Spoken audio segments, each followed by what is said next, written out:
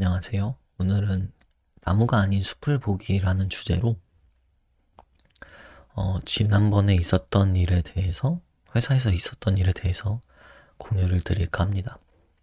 이게 무슨 얘기냐면은 지난번에 이제 어떤 일이 있었냐면 배송 정보를 조회하는 SQL이 있었는데 그러니까 이게 이 SQL은 이제 마이바티스에 작성되어 있던 거고 근데 이 배송 정보는 그 하나의 테이블이 아니라 여러 개의 테이블이 조인돼서 그 데이터를 가져오는 거였거든요. 그리고 셀렉트절에 서브 쿼리도 되게 많았어요.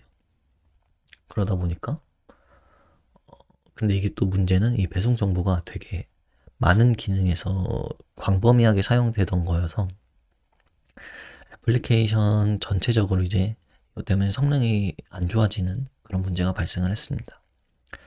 그래서 이제 이 SQL을 이제 튜닝을 해야 되는데 그 뭐 실행 계획을 보고서 이제 튜닝을 해야 되는데 그 전에 이게 좀 오래된 레거시 쿼리여서 분명 저희 애플리케이션에서 사용하지 않는 컬럼이랑 필드들도 있었거든요. 그래서 우선 사전 작업으로 성능을 개선하기 위해서 사용되지 않는 컬럼이랑 서브 쿼리를 제거를 하려고 했었습니다. 그거에 대한 이야기입니다. 우선 이 배송, 근데 문제는 이 배송 정보를 기반으로 만든 비슷한 클래스들이 존재를 하고 있었어요. 예를 들면 이 딜리버리라는 클래스가 그 마이바티스에서 가져온 그 객체인데 그 마이바티스 쿼리로 만든 객체인데 그 딜리버리를 기반으로 해서 뭔가 딜리버리 데이터라는 클래스가 뭐 여러 개가 있었던 거죠. 근데 각각 클래스에서는 이 딜리버리 데이터는 뭐 A라는 기능에서 쓰이고 뭐 또 딜리버리 데이터 2는 또 B 기능에서 쓰이고 그런 상황이었습니다. 네, 딜리버리에 의해서 만들어지고 있었고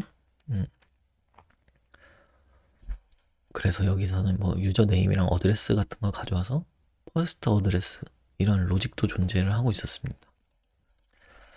그러다 보니까 문제가 어, 너무 여러 클래스에서 이제 파생된 클래스에서 단편적으로 필드들이 사용되다 보니까 어디서 어떤 컬럼이 안 사용되는지를 찾기가 너무 어려운 거예요.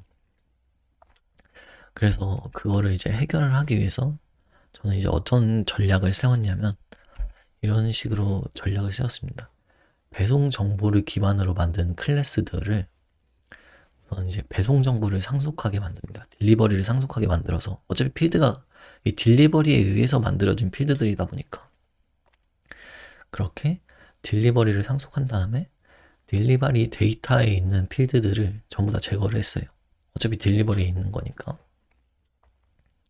그 다음에 이제 최종적으로 딜리버리 데이터에 있던 이 로직들을 딜리버리로 전부 다 옮겼습니다. 그럼 이 딜리버리 데이터는 아무 필드도 없고 로직도 없는 거죠. 네, 그런 식으로 모든 기능에서 다 이렇게 딜리버리로 전부 다 올리도록 했습니다. 이렇게 했던 이유가 일단 그렇게 해서 이런 식으로 쓰이는 거죠. 이제 딜리버리 서비스에서 뭔가 do something이 있었으면 처음에는 get 딜리버리 데이터를 가져와서 데이터에서 이제 퍼스트 어드레스 이런 식으로 그리고 get 딜리버리 데이터는 이렇게 딜리버리를 가져와서 만든 거였죠. 근데 이런 두 번째 방법으로 바뀌었습니다. 딜리버리 데이터를 가져오는데 이제 타입이 딜리버리죠. 그리고 그 딜리버리에서 직접 퍼스트 어드레스를 호출하는 이런 식으로 바꿨습니다. 이렇게 이제 작업을 하고 있었는데 저희 회사의 CTO이신 명성님께서 이 질문을 하시는 거예요. 근데 상속을 왜 사용하는 건가요? 해서 저는 그렇게 답을 했죠. 어떤 컬럼이 일단 사용되는지를 파악하기가 너무 어렵고 그래서 일단 상속으로 한 곳으로 모으면은 그 아이디 뭐 인텔리제이나 그런 아이디에서 사용되는 필드만 이제 몇 개 어느 곳에서 사용되는지를 이제 나타내 주잖아요. 그래서 일단 그렇게 다 찾아 놓은 다음에 거기서 이제 사용되지 않는 필드들을 확인을 해서 SQL에서 제거를 하려고 했었거든요. 그랬더니 이제 또 이런 질문을 주시는 거예요. 그 전에 이제 상속은 근데 이런 식으로 상속하는 거는 좀 좋은 것 같지가 않다, 이렇게 말씀해 주셨어요. 일단 저희 회사에서는 그런 게 있는데, 상속을 사용을 할 때 한 10번 정도 생각하고 사용을 하라고 하거든요. 그러니까 정말 이게 상속으로 풀 수밖에 없는 문제인지 그렇게 얘기하는데, 저는 이거는 이렇게 하는 게 낫지 않나 라고 생각을 했었습니다. 그 다음 질문으로는 이제 그러면 장애가 났을 때 이걸 어떻게 대처할 거냐 라고 저한테 물어보셨는데, 저는 어차피 되게 여러 기능들에서 이렇게 변경을 일으키는 거긴 한데, 이 PR은 하나의 PR이니까 장애가 나면은 뭐 이제 리버트를 하는 방법밖에 없었던 거죠. 좀 좋은 대답은 아니었죠. 그랬더니 이제 병성님이 이거는 너무 위험한 전략인 것 같다 라고 하시는 거예요. 그리고 이런 식으로 상속을 약간 꼼수처럼 사용하는 것도 좋은 징조는 아닌 것 같다 라고 해서 그럼 이제 어떻게 개선을 해야 할까가 이제 문제였습니다. 그래서 이제 어떤 문제를 해결을 할 때 근시안적인 접근을 하지 않으려고 이제 의식적으로 노력을 해야 되는데, 그러니까 제목에서처럼 이제 나무가 아닌 숲을 봐야 되는데, 이게 어떤 얘기냐면, 애초에 이 배송 정보라는 거는 되게 전지전능한 갓 클래스였거든요. 갓 클래스면은 일단 좋은 징조가 아닌 거죠. 그러니까 이거는 이 딜리버리 객체만 있으면은 어떤 기능에서든 이거 하나로 다 됐었어요. 그거 자체가 이제 근본적인 문제였던 건데, 그거를 어떻게 막 튜닝으로 해결을 하려다 보니까 약간 온몸 비틀기로 해결을 하려고 한 거죠. 다른 방법을 생각을 안 하고. 일단 그게 문제였었고, 너무 근시안적으로 접근을 했던 거죠. 그래서 이 다음에는 어떻게 전략을 세웠냐면은, 이제 기능별로 사용하는 필드만 쿼리하도록 SQL을 여러 개로 분리를 했습니다. 그러니까 처음에 딜리버리 데이터에서는 이제 유저 네임하고 어드레스만 사용이 되잖아요. 그러면 그 유저 네임하고 어드레스만 조회해오는 쿼리를 새로 만들었어요. 이런 식으로 이제 기능들에서 각각 사용되는 거기서만 이제 필요한 필드들이 있는데, 그것만 이제 조회하도록 이제 SQL을 다 쪼갰습니다. 이런 식으로 이렇게 하고, 그러다 보면 이제 배송 정보는 이제 페이드 아웃이 가능한 거죠. 결국에 이렇게 분리를 하다 보면 결국 언젠가는 그 쿼리 자체는 사용이 안 될 거잖아요.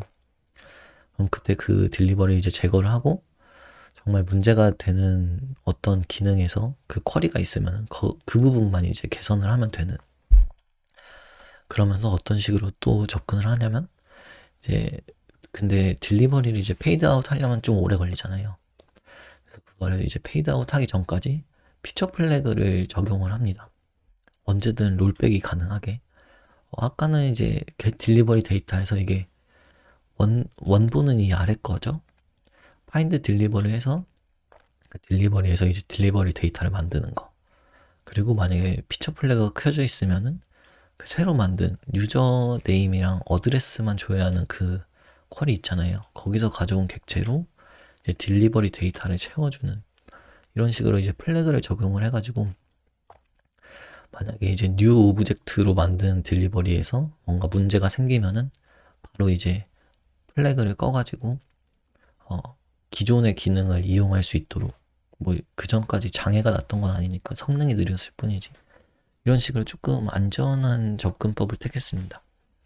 이렇게 하다 보니까 좋은 점이 언제든지 배포를 했을 때 장애가 났더라도 이제 바로바로 대응을 할 수 있기 때문에 안전하다는 생각이 들었고, 그렇다고 이게 그렇게 이전에 막 상속을 해가지고 해결하는 것처럼 그 과격하게 하더라도 속도는 비슷하더라고요. 과격하게 하는 거랑 이렇게 안전하게 뭐 여러 단계로 쪼개서 하는 거랑 시간 차이가 그렇게 크지는 않았어요. 근데 안정성은 이게 훨씬 높죠. 네.